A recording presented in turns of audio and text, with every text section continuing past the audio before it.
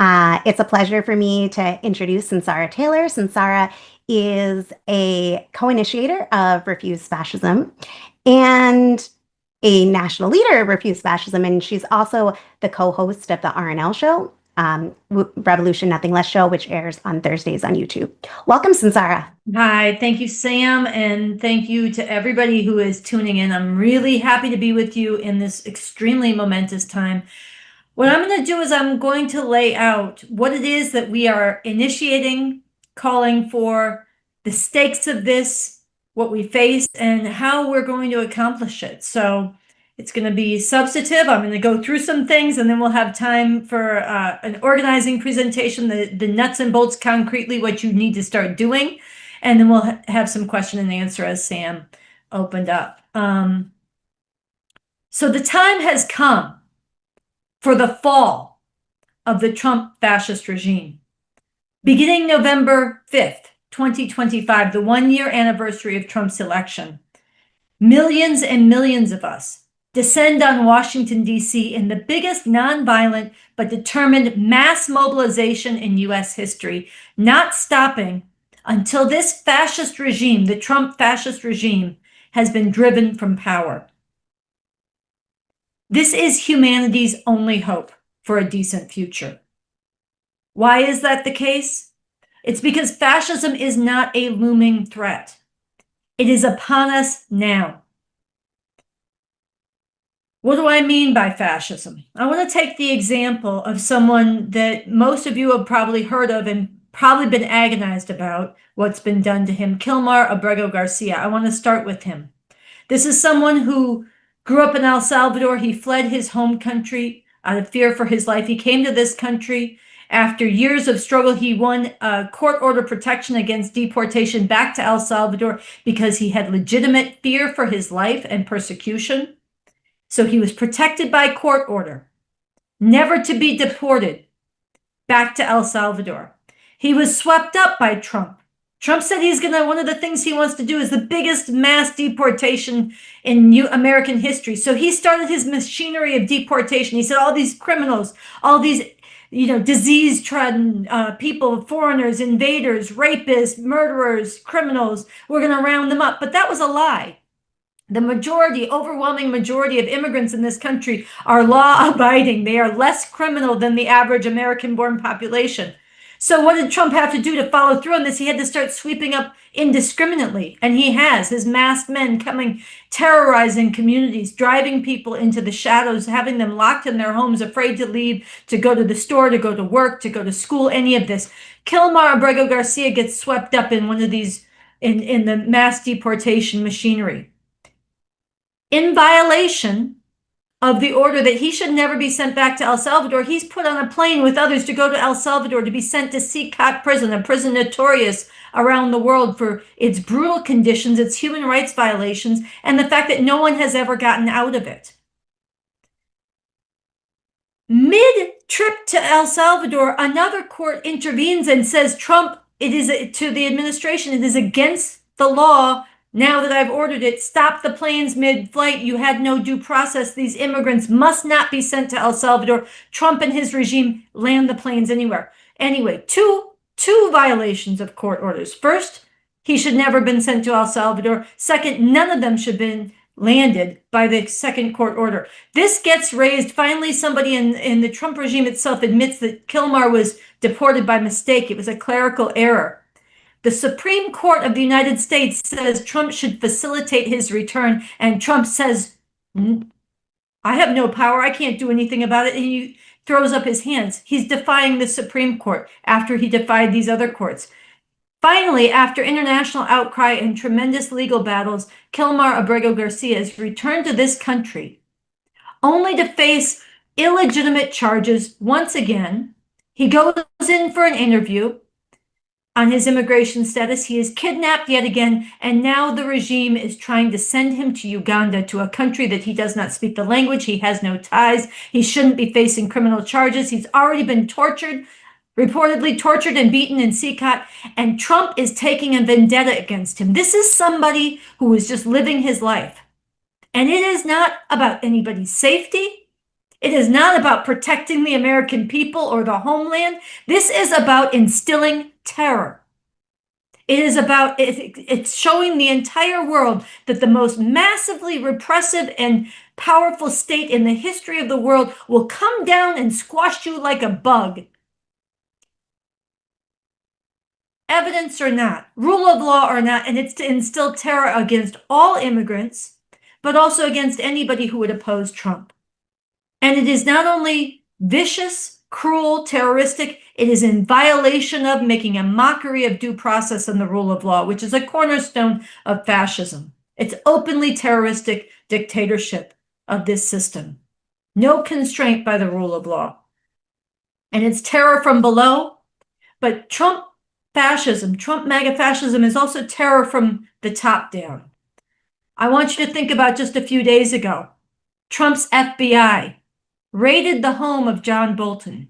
John Bolton, former U.S. National Security Advisor, former ambassador to the UN under Trump himself. John Bolton was part of Trump's administration. John Bolton has been a loyal part of the U.S. apparatus of war and imperialist domination around the world. He's carried out all kinds of, in my view, crimes of this country around the world. Even Donald Trump has come after because he criticized Trump. He called him out. He had differences over how Trump is handling things and over quite a bit of Trump's ignorance about the world. John Bolton spoke out about this. So Trump had his home raided. Chris Christie also was once part of the camp of friends around Trump, part of his team, criticizes this act of intimidation. And Trump the next day says, well, maybe I'll investigate you. I think you got away with murder. And I'm not saying Chris Christie never did anything wrong. John Bolton never did anything wrong. I'm saying this is a vendetta, and it is, again, intended to instill terror against the masses of people who might oppose Trump or be targeted by him, some of the classes of people that he hates and that his base of supporters hate and want to purge in this country, or somebody even within the halls of power. In addition to John Bolton and Chris Christie, Donald Trump's thugs have assaulted, arrested, and threatened Democratic mayors, Democratic governors, Democratic senators, even a former president. Donald Trump has accused Obama of treason and had investigations opened up into his conduct. Treason carries the death penalty. This is very, very serious. And I want you to understand, we need to understand, not only is this terroristic, not only is this a violation of the way that the norms of this country have worked.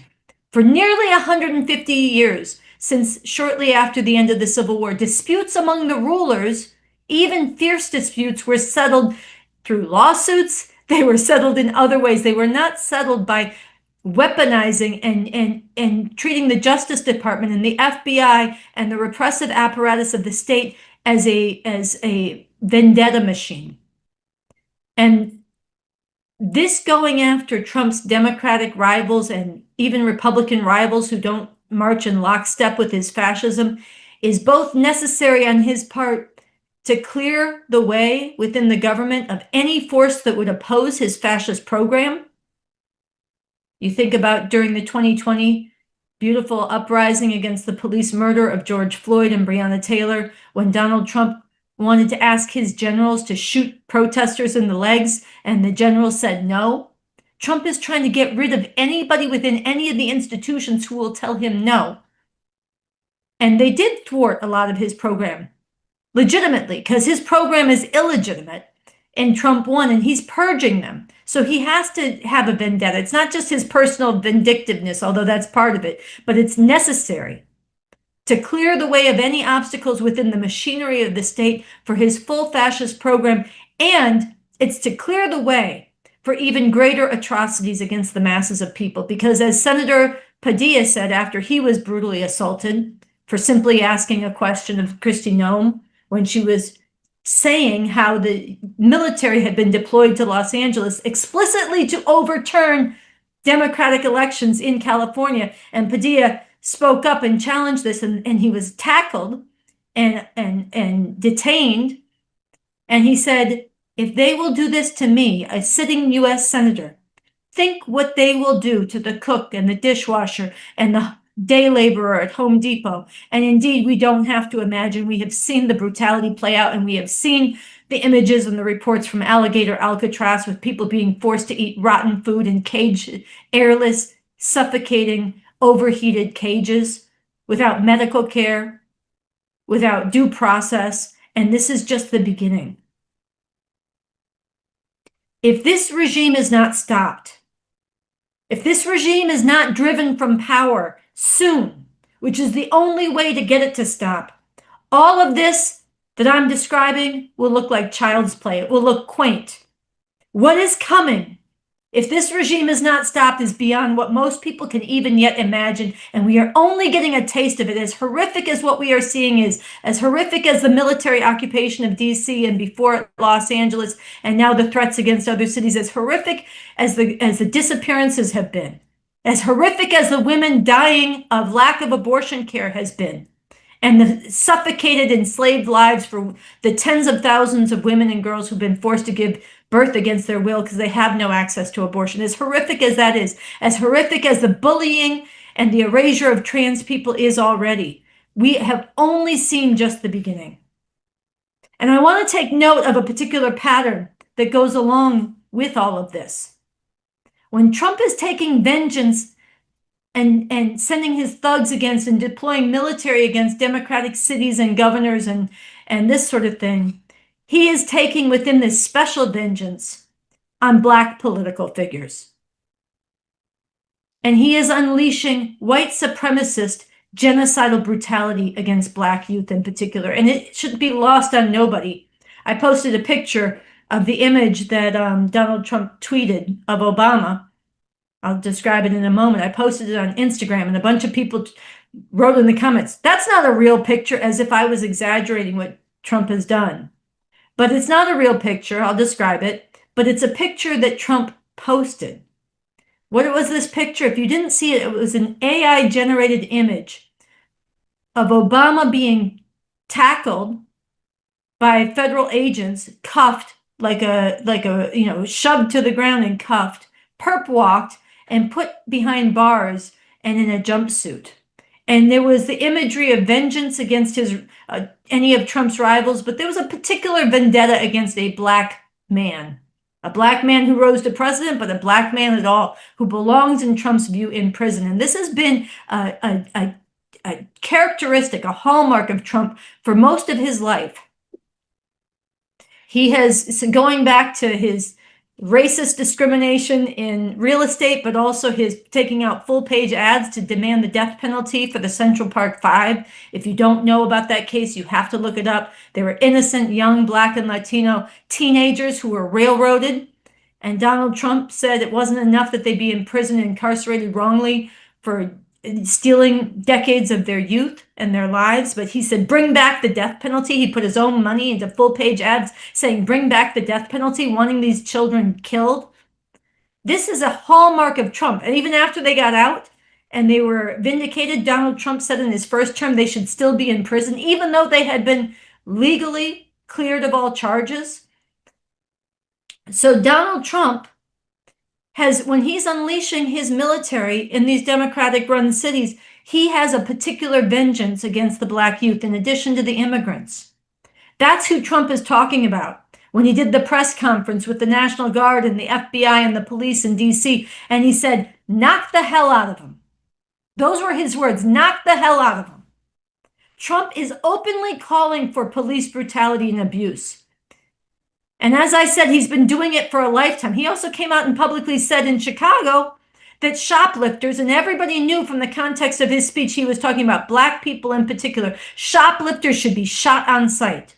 Not put on trial, not elevate the penalties after a trial, shot on sight. This is what he is greenlighting, and let's be clear. Millions and millions of Black people already have had their lives destroyed and crushed by the massive epidemic of police terror, brutality, and mass incarceration in this country. It has crushed millions and millions of lives. But this is not enough for Trump. He wants to put this on steroids. And he has talked about deporting, quote, homegrowns to places like El Salvador and elsewhere. Well, who do you think he's talking about? He's talking about dissidents. He's talking about his opponents, disappearing them forever. And he is talking about immigrants, definitely, brown-skinned people, whether they have papers or not. And he is definitely talking about black people.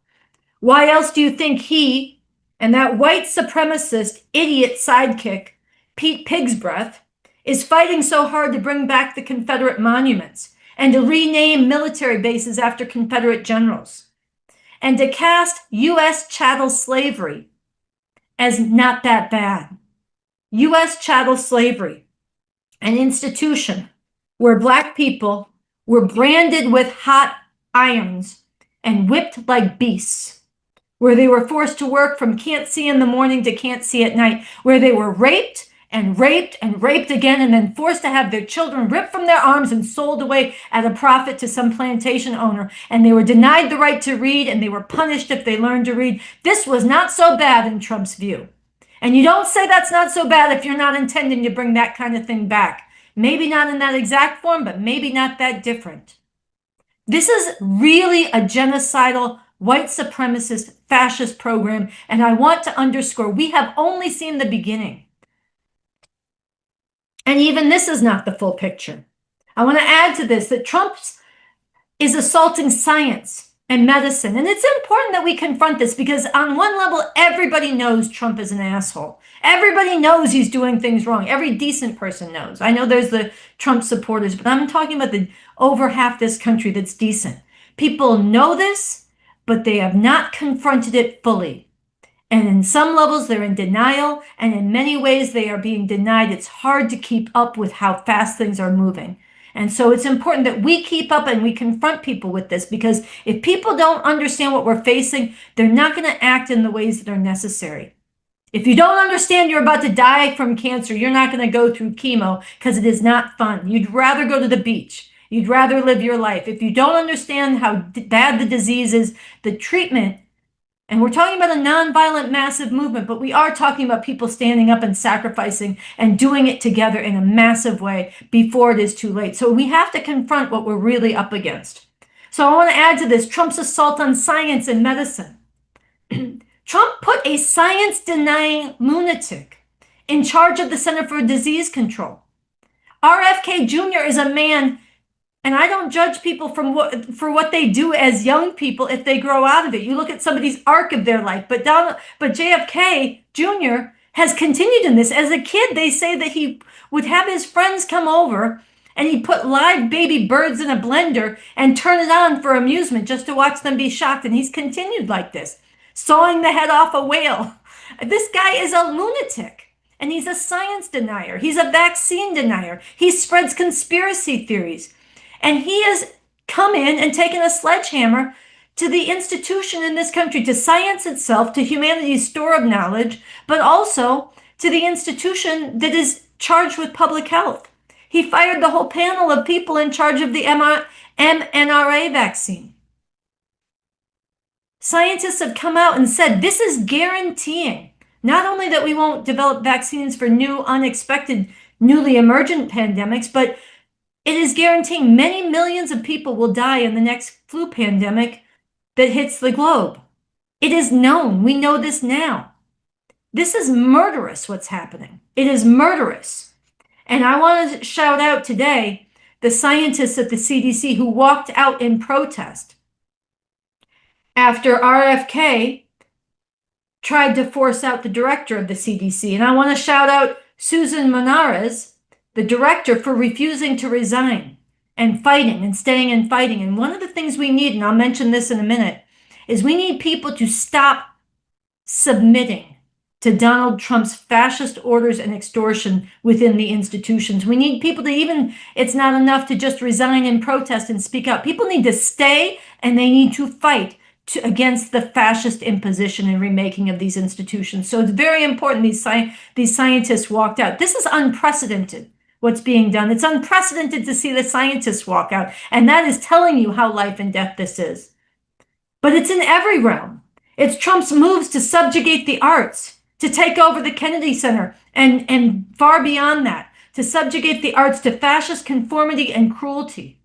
It's his acceleration of climate destruction, his defunding, and his acceleration of fossil fuels, including in the international arena, undermining renewables. This is accelerating an existential death sentence for all of humanity and many other species.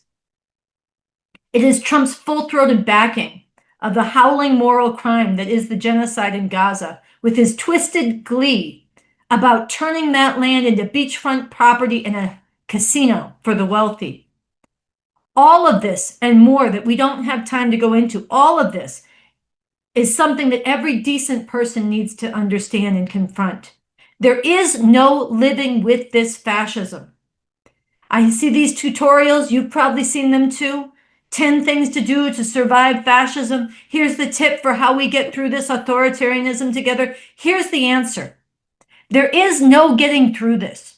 There are no tips to survive this. There are many, many forms of resistance that are needed, but we need to have them all aiming at and building towards defeating this fascism, unseating this regime, driving it from power. Yes, non-violently, but driving it from power, because as long as it's in power, it will barrel ahead. It will absorb different acts of resistance, and it will move on more fronts than the people can possibly keep up with. It's been heroic to see the people defending the rights and lives of immigrants that are illegitimately under attack and being assaulted by ICE. We need tens of thousands of people. When ICE shows up, it shouldn't be a dozen, it shouldn't be 100, it should be thousands. But let's be honest, most people have been deported, and most people have been driven into terror to hiding. And many, over 1 million, I've seen reports 1.5 million, have already self-deported. Unless and until this regime is driven out, unseated, removed from power, there is no living with this. It will only get far worse, and the horrors will go beyond what you can even imagine right now. And anybody looking back with historic perspective is not going to say, oh, they couldn't have seen it coming. The writing is on the wall, and Trump is rubbing our faces in it every day. Every compromise with this regime, every accommodation made by any institution or individual, even in the name of preserving some funding or some research or some ability to do some good for some people, only fuels Trump's demand for even more slavish submission.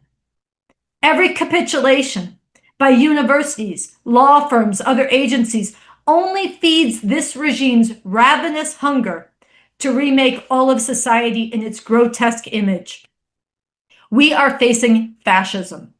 This is a different form of brutal rule. It cannot be lived with. It must be defeated. It must be driven from power, and time is running out to do so.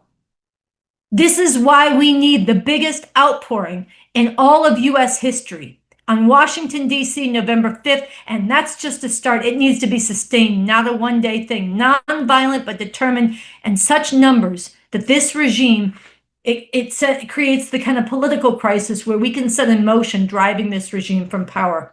And I want to underscore, it needs to be November 5th. It can't be later. It has to be soon. The elections, a lot of people say, well, I've heard this said too by a lot of decent people.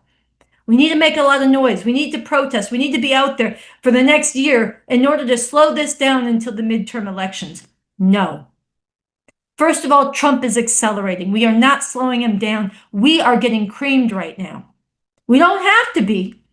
There's tens of millions of us. We could win this battle, but right now we are not winning it. We have to be real. We're not slowing it down. He's accelerating.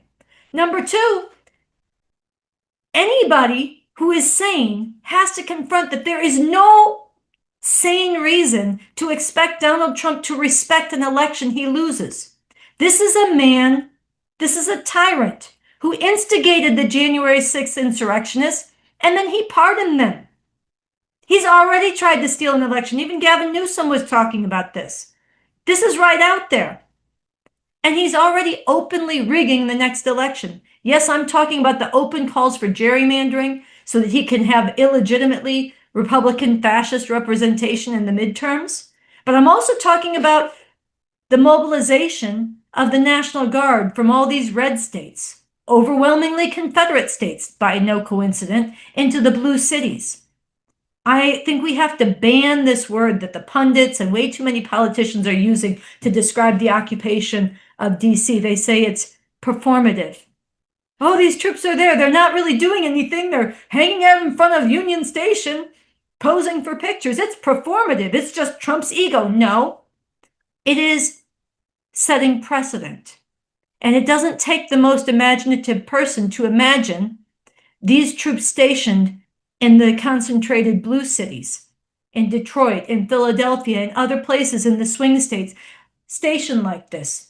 Troops who've been told to knock the hell out of them. Troops who've been recruited, as they are doing, from among the most racist and vigilante and militia types in this country, Proud Boy types, and who don't have badges and who are stationed around the election polling booths. You think that won't suppress Black votes and Latino votes?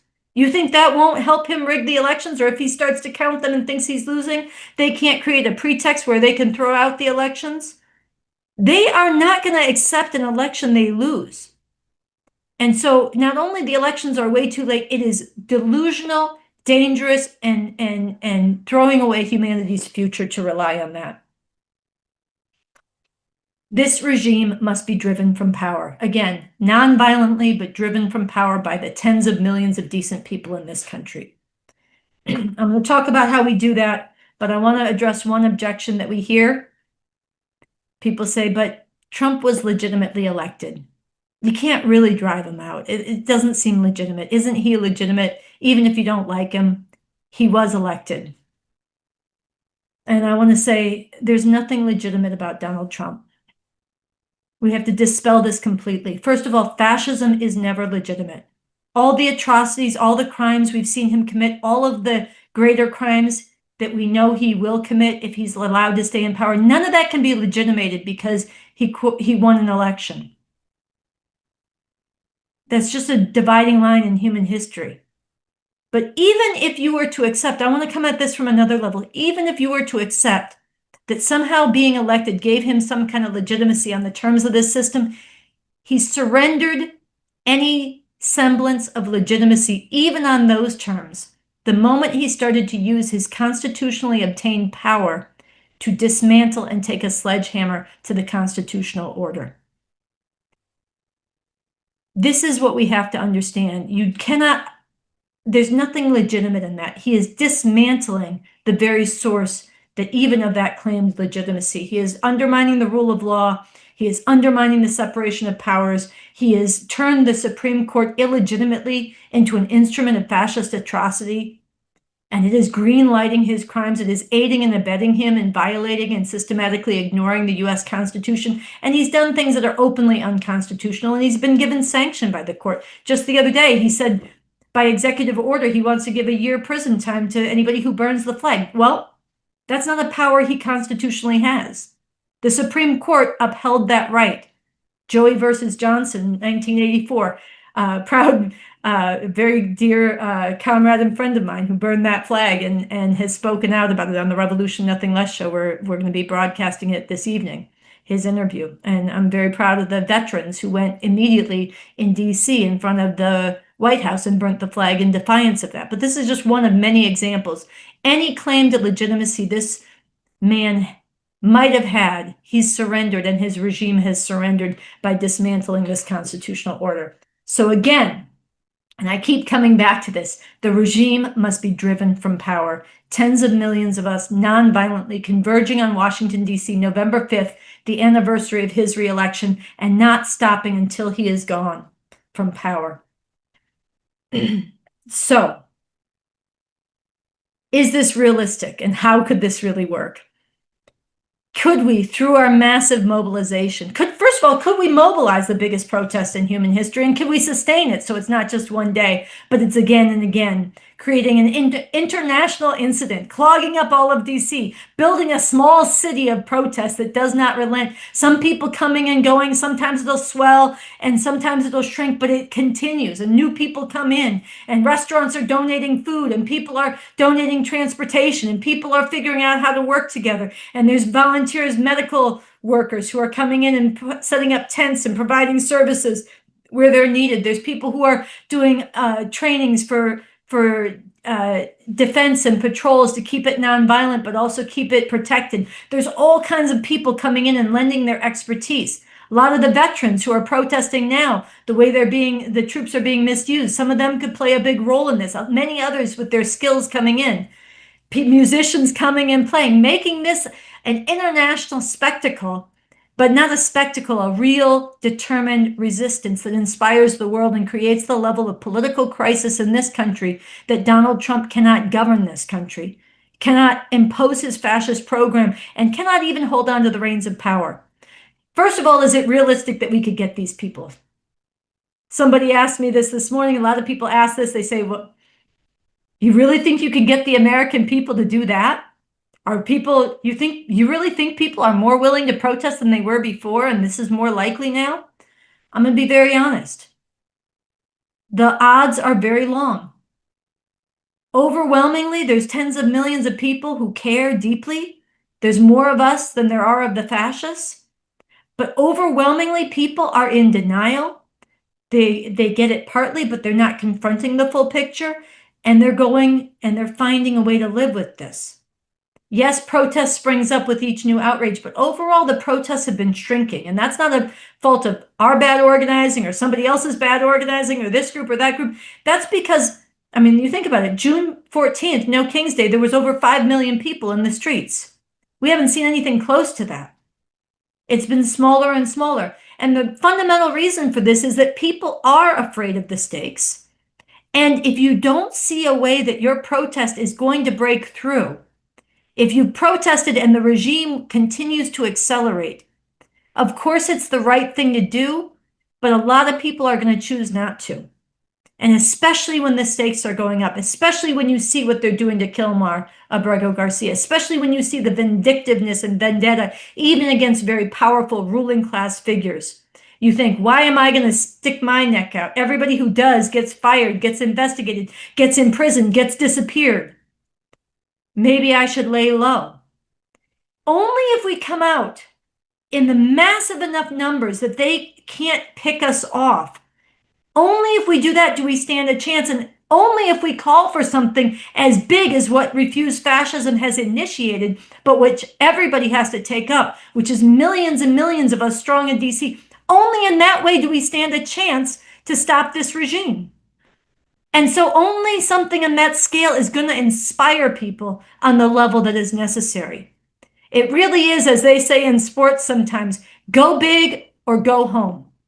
Of course, everybody should do the right thing and protest and object in whatever personal way they can. But let's be real. We have a responsibility to the people of the world and to the people under the gun now and to future generations to stop this regime, not just do the right thing, to stop it, to defeat it, to drive it from power nonviolently. And so that's where we have to aim. And I believe, and those of us who initiated this call believe, that only if we call for that do we have a chance of inspiring and winning people to the biggest mobilization in U.S. history. So yes, I think it's possible. No, I don't think it's the most likely. I'm going to be real. But it is the only thing that measures up. It is the only hope humanity has, and it is what we have to fight for, and it is possible. It is not a Hail Mary pass. It is not just a desperate move that we're so far down that it will just do anything and hope it works. There's a profound material basis in the fact that there are tens of millions who hate this, and they exist at every level of society and in every institution. So could it work? This is my second to last point. Could it work? Yes, it could.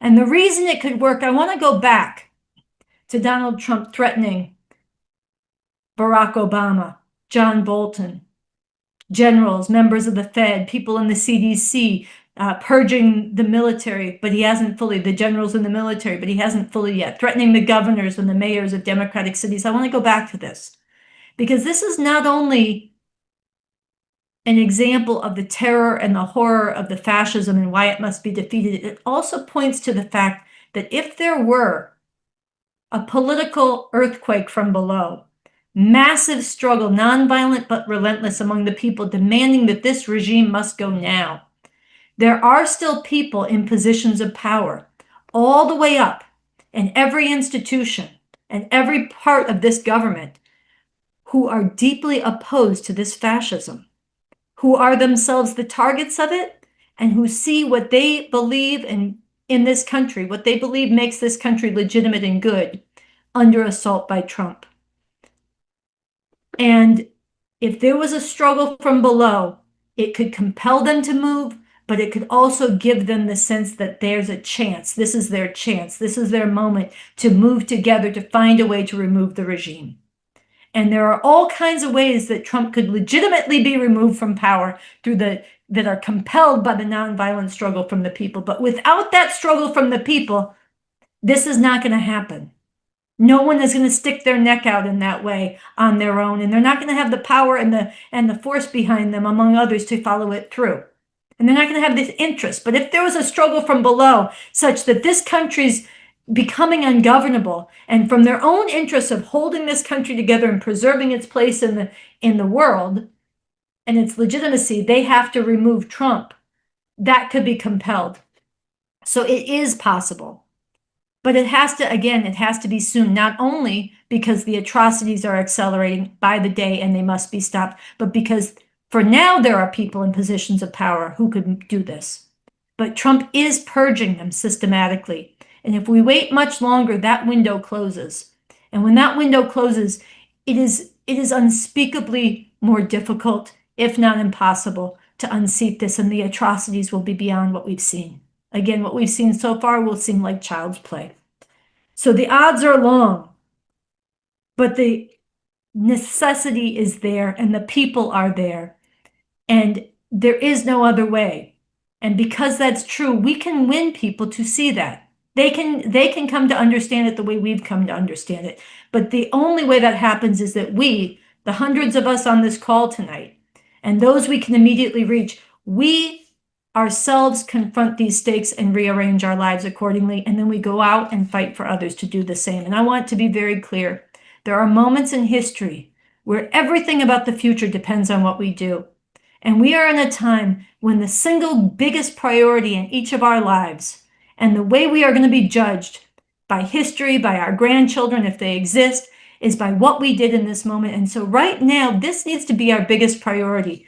Fighting to mobilize everybody for November 5th and beyond in this nonviolent, massive political earthquake from below that is determined to drive Trump from power. This means take time off.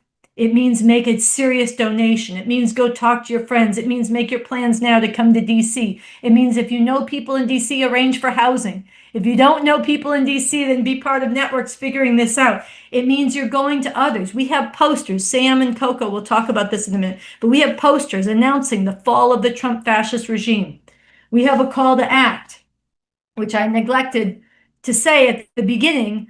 Most of my presentation is drawing from the text of this and elaborating on it. This makes the argument. It's on the website, refusefascism.org. Get it, internalize it, argue it out with others, hand it out. And I'm not talking about the few hundred of us here hand out a few thousand flyers at the next protest. I'm saying let's get on a mission and recruit others so that we are distributing hundreds of thousands of these at farmers markets, at concerts, on subways, on buses, at the college campuses, under every dorm room, in every dorm on the campus, under the professors' doors, in the government agency offices, handed out everywhere. This has to be known. So make your plans to be to DC. Free up your time and volunteer your services and skills, whatever they are. Bring in your networks, spread the flyers and the posters, donate and fundraise.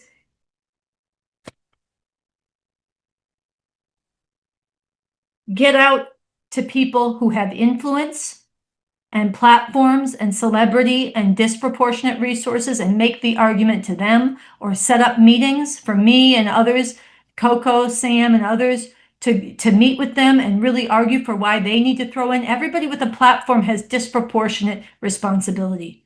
And there's a lot of people, again, who care. We need to let them know this is our chance. This is not our thing, refuse fascism. This is humanity's chance.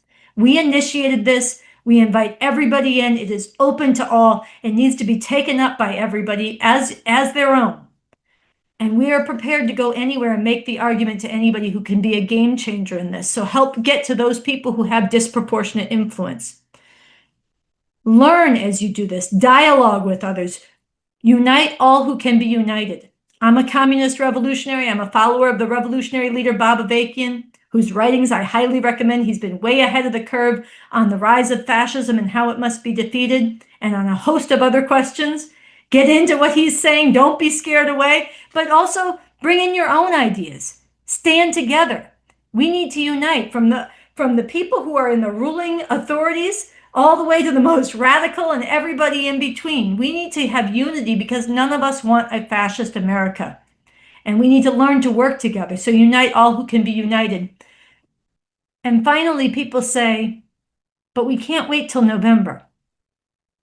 And that's true. People need to be rising up now. There needs to be resistance now. There needs to be refusal to comply. There needs to be mass defiance, including in the institutions. Instead of capitulation after capitulation like dominoes, people in the universities need to stand up. They need to stand up in the law firms. They need to stand up in the government agencies like at the CDC. And they need to demand their institutions, if they've capitulated, they need to reverse the capitulation. And if they haven't, they need to stand strong. And there needs to be waves of protest and resistance, but it needs to be linked to driving out the regime and converging in DC on November 5th. And then from there, it's on. So I want to close the way that the call to action that we put out closes, where it says, history is full of examples where people who had right on their side fought against tremendous odds and were victorious. It is also filled with examples where people hoped to wait it out, only to get swallowed by a horror beyond what they ever imagined. The future is unwritten. Which one we get is up to us. So that's the challenge, and that's the invitation to each of you, to all of us together on this call. And for the rest of the call, or the Zoom, we're going to get into how we affect that. Thank you.